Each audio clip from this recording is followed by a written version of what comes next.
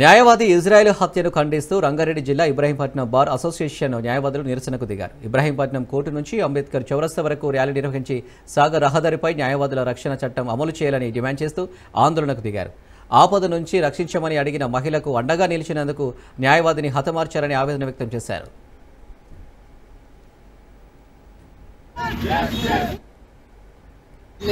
అమానుషంగా చక్షణారహితంగా దారుణ హత్యకు ఒడిగట్టిన అతన్ని తప్పనిసరిగా లోతైన ఇన్వెస్టిగేషన్ చేసి అండర్ ట్రయల్లోనే శిక్ష విధించవలసింది అసోసియేషన్ ఇబ్రహీంపట్నం. అదేవిధంగా ఈరోజు అసెంబ్లీ సమావేశాలు జరుగుతున్న సందర్భంలో గౌరవనీయులైనటువంటి ముఖ్యమంత్రి గారు, ఇతర మంత్రివర్గ సభ్యులు న్యాయవాదుల రక్షణ చట్టాన్ని అమలు చేయడం, చట్టాన్ని తీసుకురావడానికి వాళ్ళు కంపల్సరీగా మానవతా దృక్పథంతో ఆలోచించి అందరికీ చట్టాలున్నాయి, న్యాయం అందించే న్యాయవాదులకే చట్టాలు లేకుండా ఎంతో మంది దుర్మార్గులకు ఎన్నో కుటుంబాలు, న్యాయవాద కుటుంబాలు చిగురుటాకుల్లాగా వంచుతున్నాయి.